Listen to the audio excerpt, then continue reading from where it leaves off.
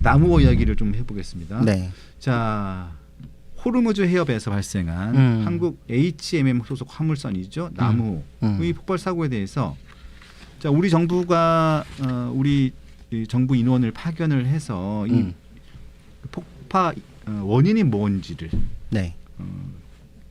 조사를 했는데 외부 피격이다. 그렇죠. 자, 이런 결과가 나왔어요. 공식 결과가 나온 것 같아요. 일단 일보가 나온 것 같은데 맨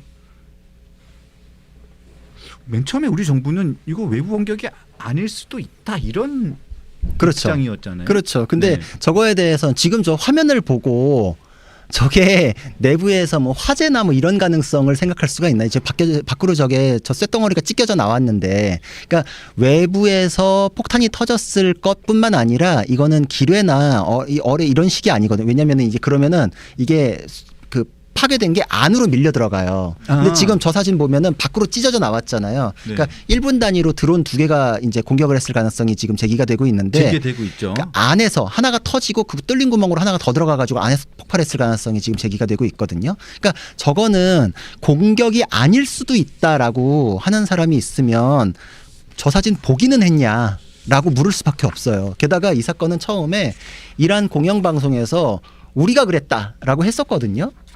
그리고 맞습니다. 네. 트럼프도 나는 정보 확인했다. 이거 이란이 그런 거다. 라면서 내 작전에 이제 한국도 동참할 때가 됐다라고까지 했거든요. 근데 그러면은 적어도 그거에 대해서 바로 이게 파악을 뭐 못했거나 신중하고 싶었으면 일단 조사 중이다 이랬어야지. 공격이 아닐 가능성에 대해서 뿌리는 거는 그거는 정부가 가짜뉴스 뿌리는 셈이 되잖아요. 그건 그렇게 하면 안 되거든요. 자, 그래서 이 정부에 관련된 거는 조선일보 오늘 기사가 좀 자세히 썼는데 보면요 이렇게 나왔습니다.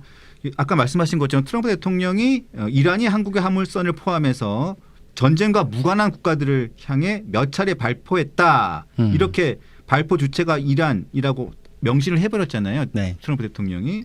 그런데 한국 정부는 조사 결과가 나오기 전까지는 피격인지 아닌지 분명치 않다. 이렇게 얘기하면서 대통령 주재 국가안전보장회의 NSC라고 하죠. 이거 네. 열지 않았어요. 열지 않았습니다. 그리고 또 정부는 한때 피격 가능성이 낮아 보인다. 이렇게 관측을 한 경우도 있었죠. 자, 저기 계신 분들은 한국인이 아니었나요? 이재명 대통령이 캄보디아에 대해서 한국인 건들면 폐가망신 시킨다고 했던 그 발언이 아직도 기억이 생생한데 맞습니다. 저기 계신 분들도 분명히 한국인으로 알고 있는데 아니었나요? 두 번째로 그러면은 캄보디아는 우습고 이란은 무섭나요? 뭐죠? 그래서 최근에서야 NSC 실무위원회를 한번 열었다고 언론 보도에 났는데 이거는 제가 보기에는 실무위원회라면 이 사건이 터지자마자 바로 열었어야 되는 게 아닌가 싶어요. 당연히 그렇죠. 네.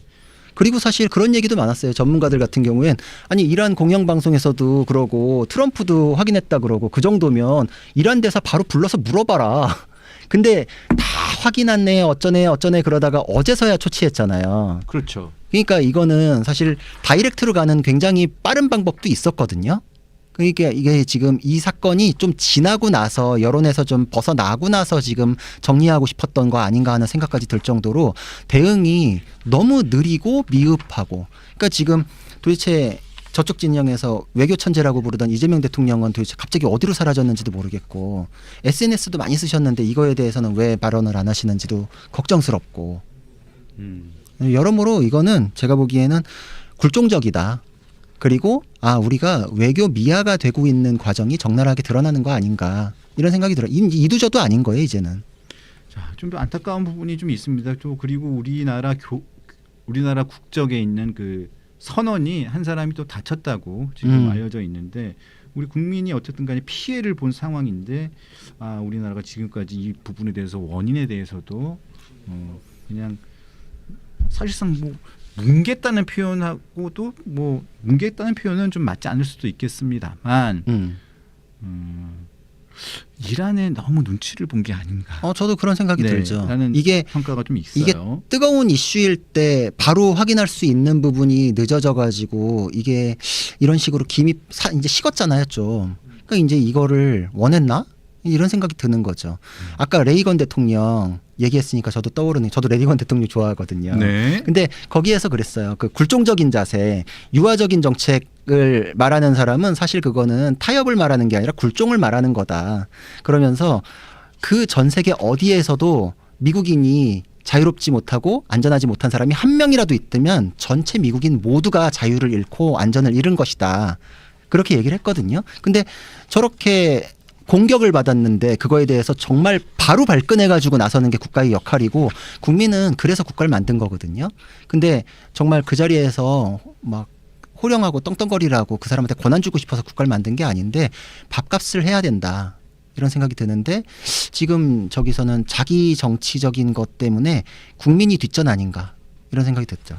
자, 그리고 주한 이란 대사의 대응도 저는 입장도 좀 이해가 잘 안 되는 게 한국 선박을 공격한 적이 없다라고 공식적으로 이야기를 했었잖아요. 그리고 관련해 가지고 이란 대사가 또 우리 취재진이 이거 이란 쪽 공격인 것 같다라는 얘기를 했더니 한국 정부에 물어보라 이러면서 또 취재진한테 이야기를 했어요. 좀 적반하장식의 이야기인 것 같은데. 그렇죠. 그리고 중간에도 그 액시던트라고 사고라고 표현하더라고요. 이게 드론이 일단은 뭐 확실하지 않지만 드론이 지금 날아가서 공격을 두 방을 때렸다. 같은 장소에 두 개의 드론이 가서 공격을 했다고 이 얘기도 있고 미상 비행체라고 표현을 하기도 합니다. 지금. 자, 그런데 정부에서는 왜 미상 비행체라고 표현을 할까요? 왜냐하면 불상 비행체라 그러면 문재인 정부 때가 떠오르니까. 미상 비행체는 뭐 새인가요? 옛날 저도 그래서 아니 미상 비행체라고 할 때 탁 떠올랐던 게 문재인 정부 때 미사일을 미사일이라고 얘기 못하고 불상 발사체라 그래서 그 합성으로 불상이 하늘로 올라가는 게 맞아, 정말 기억나요. 근데 이제 그러니까 불상 얘기를 못 하겠으니까 이제 미상이라 그러는 것 같은데 네. 여러 가지로 홍길동을 홍길동이라고 그러니까 아버지라 부르지 못하는 그런 것처럼 네. 그렇게 얘기하면 되게 부담스러우시구나. 능력이 없구나. 자신이 없구나. 이제 이래가지고 이란하고의 관계에서 미국 쪽으로도 지금 사실 동맹 관계에서 균열과 이탈이 지금 벌어지고 있었는데 그러니까 이쪽 저쪽 애매한 입장이 돼버리고 나니까 그거를 보이고 싶지 않은 거예요. 그냥 요거는 요거대로 해결하지 않았지만 우리 국민들이 요거에 관심 좀 안 가져주시면 안 될까요? 이제 이로 넘어가고 싶은 거죠. 보통 그 미상 비행체라고 하면 unidentified 라고 해가지고 UFO를 얘기하는 건데. 그러네요. 외계인의 소행이라는 가설을 하나 세워야겠네 이거는 그러면 세 가지 가설을 세워야겠네요. 예, 전 어릴 때 기억으로 그 미상 비행체 미확인 비행물체 그럼 미상 비행물체거든요. 그렇죠. unidentified라고 해가지고 그거를 제가 보기에는 지금 정부에서 얘기했던 그 뭐 화재나 뭐 이런 것들보다 훨씬 설득력 있는 것 같아요. 자, 불상도 옛날에 한번 날아갔었어요. 그러니까 불상도 날아가는데 외계 생명체가 날아왔을 수도 있지. 저 열린 마음입니다. 참 열린 마음으로 보는데 그래도 아니 그냥 드론이면 드론인 거고 그런지 무슨 미상 발생체는 뭔가 나는 이해가 잘 안 됐는데 하여튼 정부의 추가적인 입장과 추가적인 조사 결과에 대한 입장과 그리고 이란에 대해서 어떻게 뭐 항의를 어떻게 할 것인지 이 부분에 대해서도 좀 살펴보고요. 그렇죠. 좀 지켜보겠습니다. 그러니까 저게 저 문재인 정부 때 저렇게 하늘로 올라갔다가 우주에서 다시 궤도를 이탈해서 내려와 가지고 여기 선박에 맞았을 가능성. 아니 제가 저 기억이 나는 게 왜냐하면 제가 그 당시에 하여튼 부서가 그러니까 하여튼 외교안보 데스크였는데 네. 그때 큰 거였어요. 근데 난리가 나는 문제였죠. 그 불상체라고 그래가지고 그래서 저런 사진들이 돌아다니는데 제가 얼마나 웃었는지 그 당시에 근데 저는 저런 게 되게 무서웠어요. 그때 이제 그 탈북자가 우리 육지로 상륙했을 때도 인근에서 발견됐다. 그래서 인근의 개념이 도대체 뭐냐 이런 거 갖고 싸웠던 것도 기억나죠. 맞아요. 근데 그게 그 조지올의 1984를 보면은 독재 정권이 국민을 통제할 때 제일 먼저 하는 게 언어를 통제하거든요. 자유를 억압하는 방식이 언어를 통제해요. 그러니까 이미지 조작을 하고 언어를 통제하고 그러면 사람이 자기가 아는 그 범위 내에서 생각하게 되는 게 어휘력이 넓은 사람이 생각의 폭이 넓어요.